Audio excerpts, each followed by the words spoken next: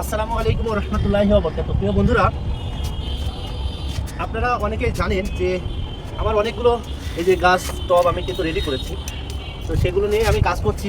তো এই যে আমার বট গাছটার শিকড় অনেক গজিয়েছে, কিন্তু সেগুলো অনেক শক্ত হয়ে গেছে। এখন আমি এই মাটিগুলোকে নরম করে দিব।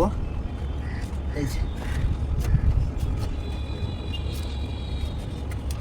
সুন্দর হয়ে গেছে। এই বটসাইগুলো অনেক মাটি শক্ত হয়ে গেছে। সেই সব শক্ত মাটিগুলোকে আমরা আলগা করে দেব। সবসময় আমাদের টবের মাটিকে আলগা রাখার চেষ্টা করব।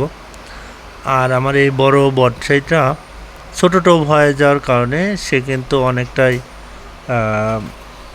দুর্বল হয়ে পড়ছে। এছাড়া তার পানির চাহিদাটা অনেক বেশি, কিন্তু এই টবে পানির চাহিদা পূরণ হচ্ছে না। তো এই জন্যই আমি খুবই চিন্তিত। তো আমি চেষ্টা করছি আমার গাছগুলোকে অবশ্যই ভালোভাবে সুস্থ রাখার জন্য। ইনশাল্লাহ আমার সর্বোচ্চ দিয়ে আমি চেষ্টা করব। আর এই যে আমার পাশেই বেদেনার গাছটা দেখছেন, ওর জন্য আমি কিন্তু এই যে জৈব পানি তৈরি করতেছি। আপনারা জানেন যে আমি ছাদ বাগানের জন্য অনেক দিন হলো পরিশ্রম করছি। তো ইনশাল্লাহ লেগে থাকলে সফলতা একদিন আসবে। আমি অবশ্যই চাইব যে খুব শীঘ্রই যেন আমার এই বেদেনার গাছটি থেকে আমরা একটা ভালো ফলন পাই।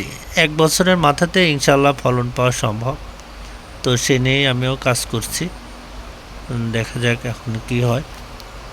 আর এই যে আমার এই গাছটা আমি সবসময় যত্ন করি, কেননা যে এখানে যেন কোনো প্রকার বেশি রোদে মাটি শুকিয়ে না যায় এবং গাছের শিকড় যেন মারা না যায়, সেদিকে আমি সবসময় খেয়াল রাখি। আর এই যে বট গাছগুলো আমি দিয়ে রেখেছি যেন সেখান থেকে এই গাছগুলোকে ছায়া দিতে পারে। আর ছায়ার কারণে যেন আমার এই বেদেনার টবটার মাটি না শুকায় এবং গাছে যেন অতিরিক্ত রোদের তাপে গাছ যেন মরে না যায়, এজন্য আমাকে এটা করতে হয়েছে। তো আপনারা চাইলে আপনারা অন্য পদ্ধতিতেও এটা ঢেকে রাখতে পারেন, পলিথিন কিংবা ছালার বস্তার সাহায্যে ছায়া করে রাখতে পারেন।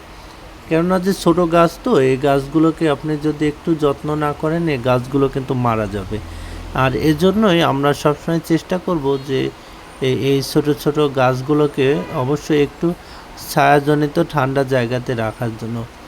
কেননা যে এই গাছগুলোর শিকড় থাকে খুবই কম এবং ছোট ছোট শিকড়গুলো খুব সহজেই নষ্ট হয়ে যায়। তাই আপনারা অবশ্যই চেষ্টা করবেন সুস্থ রাখার।